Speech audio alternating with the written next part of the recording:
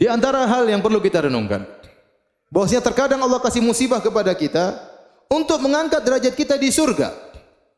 Dalam satu hadis kata Nabi SAW, Inna rajula la yakunu lahu 'inda Allahil manzilah, fama yablughuha bil amal, fama yazalu yabtalihi bima yakrahu hatta yuballighahu iyyaha.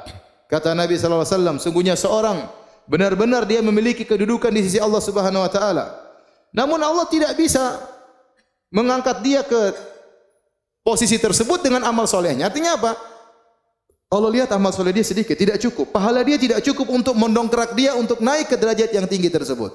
Fama yazalu yabtalihi, maka Allah terus mengujinya. Allah terus memberikan musibah kepadanya.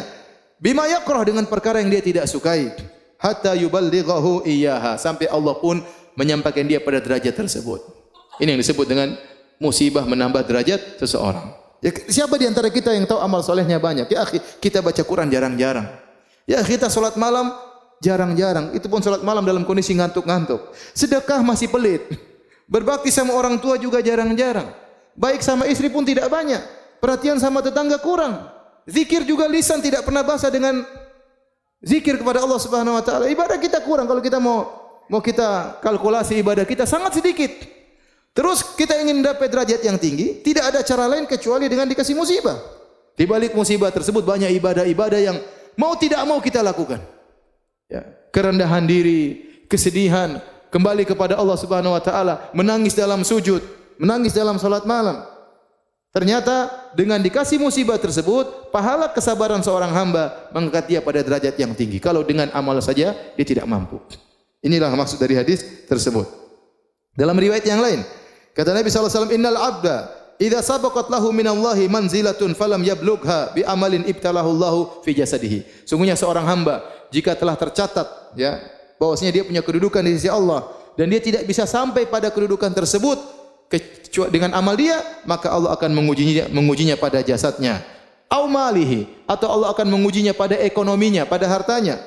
Au fi waladihi, atau Allah akan mengujinya pada anaknya. Subhanallah. Mungkin dia diuji pada jasadnya, mungkin terluka, mungkin sakit, mungkin celaka, atau diuji pada hartanya, mungkin usahanya gagal, mungkin kerugian, mungkin uangnya dicuri, mungkin uangnya dirampok, mungkin ada yang hilang. Au fi waladihi, mungkin anaknya yang sakit, mungkin anaknya meninggal. Subhanallah. Allah kasih ujian kepada dia. Tsumma sabbarahu ala dzalik, kemudian Allah bikin dia bersabar atas ujian tersebut.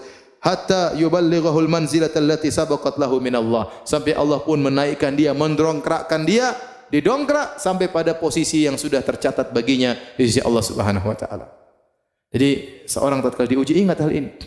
Amalan saya masih sedikit. Bisa jadi ujian inilah yang meninggikan derajat saya.